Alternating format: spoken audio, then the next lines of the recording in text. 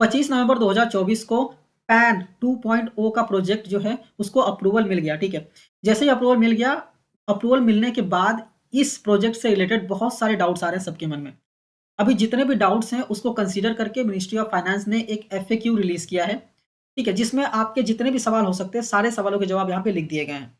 ठीक है, तो सारे एफएक्यूज मैं डिस्कस करने वाला हूँ इस वीडियो में, सो दैट आपको समझ में आ सके और आपके जो भी डाउट्स हैं उसके जवाब आपको मिल सके। तो वीडियो को स्टार्ट करें इससे पहले अगर आप चैनल पे नए हैं, चैनल को सब्सक्राइब कीजिए और बेल आइकन प्रेस करना मत भूलिएगा। तो आइए वीडियो को स्टार्ट करते हैं।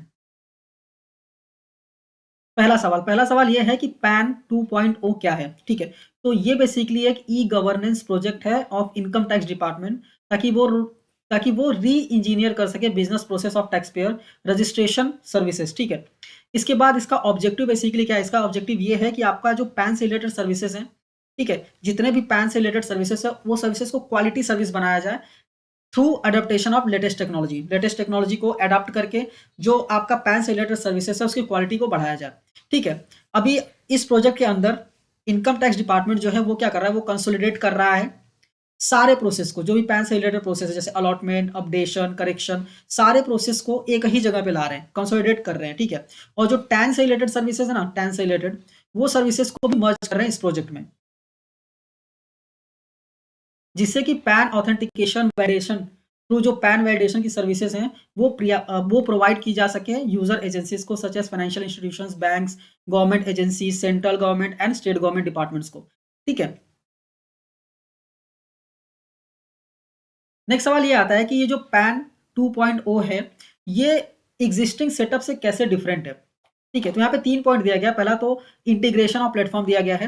प्रेजेंटली अगर देखा जाए तो पैन से रिलेटेड जो सर्विसेज हैं जैसे कि ई फाइलिंग, पैन से रिलेटेड जो सर्विसेज है वो अलग अलग पोर्टल्स लेते हैं, जैसे ई फाइलिंग पोर्टल हो गया, फिर अगर आपको पैन अप्लाई करना है तो यूटीटीआई टीएसएल में जाना पड़ता है, या फिर प्रोटीन ई ई गवर्नमेंट पोर्टल पे जाना पड़ता है। ठीक है, मतलब अलग अलग सर्विसेज के लिए आपको अलग अलग पोर्टल्स पे जाना पड़ता है। अभी जो पैन 2.0 प्रोजेक्ट है ये आपके पैन टैन से रिलेटेड जितने भी सर्विसेज हैं सारे सर्विसेज को एक सिंगल यूनिफाइड पोर्टल पे लेके आएगा। ठीक है, इसका मतलब ये है कि आपका जो पैन और टैन से रिलेटेड जितने भी सर्विसेज है जैसे कि अलॉटमेंट हो गया, updation, correction, online pan validation हो गया, फिर नो योर असेसिंग ऑफिसर हो गया, पैन आधार लिंकिंग के सर्विसेज हो गए, वेरीफाई योर पैन हो गया, या फिर रिक्वेस्ट फॉर ई पैन हो गया, request for reprint of pan card, ये सारे सर्विसेज बेसिकली एक ही पोर्टल पे आ जाएंगे, सिंगल यूनिफाइड पोर्टल पे, ताकि आपको किसी भी काम के लिए अलग अलग पोर्टल का यूज ना करना पड़े। नेक्स्ट पॉइंट ये कहता है कि comprehensive use of technology for paperless process. आपका जो पैन से रिलेटेड सर्विसेज हैं सारे प्रोसेस सब पेपरलेस होने वाले हैं। नेक्स्ट पॉइंट ये कहता है टैक्स पेयर फैसिलिटेशन। ठीक है, ये क्या करने वाले बेसिकली आपका जो अलॉटमेंट है, अपडेशन है, करेक्शन, ये पैन का जो है ये सारी चीजें फ्री ऑफ कॉस्ट होने वाली हैं। ठीक है, मतलब आपको कोई भी चार्जेस पे करने की जरूरत नहीं है। आपको अलॉटमेंट लेना है या फिर अपडेट करना है, फिर करेक्शन करना है, जो भी करना है सारा फ्री ऑफ कॉस्ट होगा। और आपका ई पैन जो है वो आपके रजिस्टर मेल आईडी पे भेज दिया जाएगा।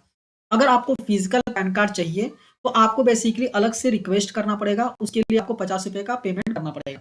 ठीक है, अगर आपको फिजिकल चाहिए, अगर आपको ई पैन चाहिए तो कोई भी चार्जेस नहीं लगेंगे, आप अलॉटमेंट करा सकते हो, अपडेशन करा सकते हो, करेक्शन करा सकते हो फ्री ऑफ कॉस्ट। ठीक है, और अगर आपको आउटसाइड डिलीवरी चाहिए आपके पैन कार्ड की तो 15 रुपीज प्लस इंडियन पोस्ट जो चार्जेस है वो आपको पे करने पड़ेंगे।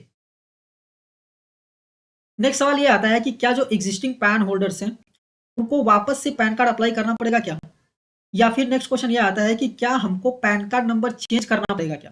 तो जवाब ये है कि नहीं, जो एग्जिस्टिंग पैन कार्ड होल्डर है उनको नया पैन अप्लाई करने की जरूरत नहीं है।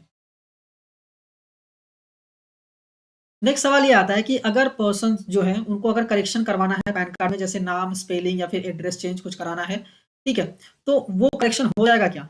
अगर करेक्शन कराना है तो क्या करेक्शन हो सकता है क्या। तो जी हाँ, करेक्शन हो सकता है, कोई दिक्कत नहीं है। अगर आपके पास एग्जिस्टिंग पैन है और आप करेक्शन वगैरह कराना चाहते हैं, ठीक है, तो आप करेक्शन करा सकते हैं, जैसे कि नेम चेंज कराना हो, date of birth etcetera change कराना हो, आप करा सकते हैं, फ्री ऑफ कॉस्ट हो जाएगा पैन 2.0 जो प्रोजेक्ट है उसमें। ठीक है, जब तक ये प्रोजेक्ट स्टार्ट नहीं हो जाता है तब तक आपको जो भी करेक्शन कराना है आप जैसे पहले करते थे, ठीक है, वैसे ही आपको कराने पड़ेंगे। नेक्स्ट सवाल ये आता है कि क्या पैन कार्ड को चेंज कराना पड़ेगा अंडर द पैन 2.0। तो जवाब ये है कि नहीं, आपको चेंज नहीं कराना है। जो आपका पैन कार्ड है वो आपका पैन आपके के पास ही रहेगा, कोई दिक्कत नहीं है। जब तक आप चेंज नहीं कराना चाहेंगे तब तक आप उसी पैन को यूज़ कर सकते हैं। जो एग्जिस्टिंग पैन है उसी को कंसीडर किया जाएगा कि वो वैलिड पैन है अंडर पैन 2.0। नेक्स्ट सवाल ये आता है और ये मैक्सिमम लोगों के पास सवाल आता है कि जब पैन कार्ड अप्लाई किया था जो एड्रेस है वो पुराना है, ठीक है? और वो एड्रेस हमने चेंज नहीं किया है, तो जो पैन कार्ड है नया वाला वो कहाँ पे डिलीवर होगा? या फिर लोगों का क्वेश्चन ये है कि जो नया पैन कार्ड है वो कहाँ पे डिलीवर किया जाएगा?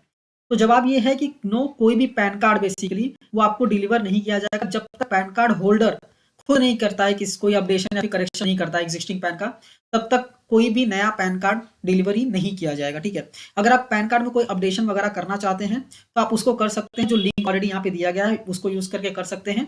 और जब आपका ये जो प्रोजेक्ट है, ये प्रोजेक्ट जब चालू हो जाएगा उसके बाद आप फ्री ऑफ कॉस्ट आराम से कर पाएंगे और आपको ई पैन मिलेगा, ठीक है? ई पैन मिलेगा आपको। अगर आप फिजिकल डिलीवरी चाहते हैं तो 50 रुपीज़ आपको देना पड़ेगा।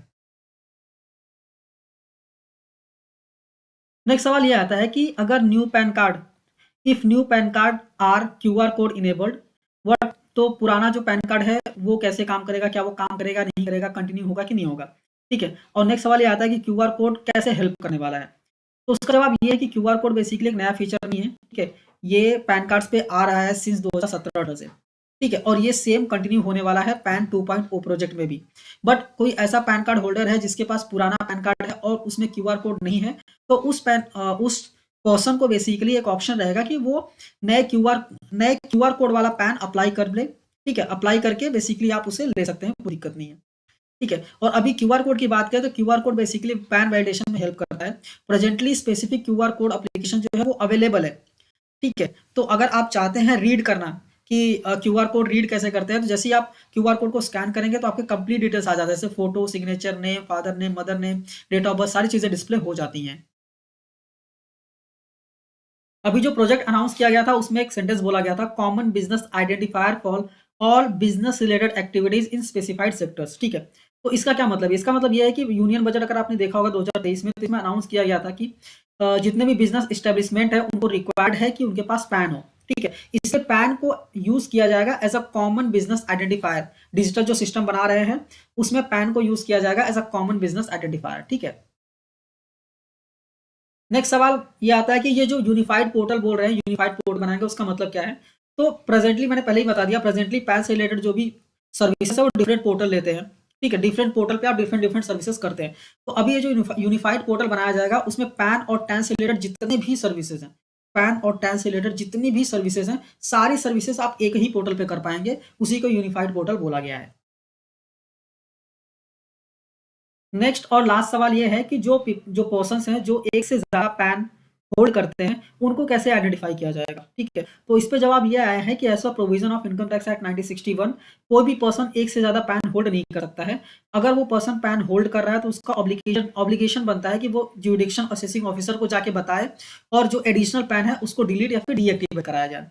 ये जो प्रोजेक्ट आ रहा है पैन 2.0, ठीक है? इसमें एक इम्प्रूव्ड लॉजिक सिस्टम डालने वाले हैं जो कि आइडेंटिफाई करेगा पोटेंशियल डुप्लीकेट पैन्स को, ठीक है? तो अगर आपके पास ऑलरेडी पैन है और आप नए पैन के लिए अप्लाई कर रहे हैं तो वो ऑटोमेटिकली कैच कर लेगा कि आपके पास ऑलरेडी पैन है, जिससे कि क्या होगा कि जो डुप्लीकेट पैन्स बहुत सारे हो रहे थे, ठीक है, उससे बचा जाएगा और डुप्लीकेशन बहुत कम होगा, ठीक है? तो ये भी एक इम्पॉर्टेंट अपडेट है जो कि पैन 2.0 में लाया जा रहा है। तो उम्मीद करता हूँ कि प्रॉपर्ली आपको जो एफएक्यूज हैं वो समझ में आ गए होंगे। अगर ये वीडियो आपको अच्छी लगी है तो इस वीडियो को लाइक कीजिए, अपने दोस्तों के साथ भी शेयर कीजिए। ये लिंक मैं आपको वीडियो के डिस्क्रिप्शन में दे दूंगा, अगर आप रीड करना चाहें तो रीड कर सकते हैं, ठीक है? और ऐसे वीडियोस देखने के लिए चैनल को सब्सक्राइब करना मत भूलिए। मिलते हैं नेक्स्ट वीडियो में। Thank you for watching and all the best.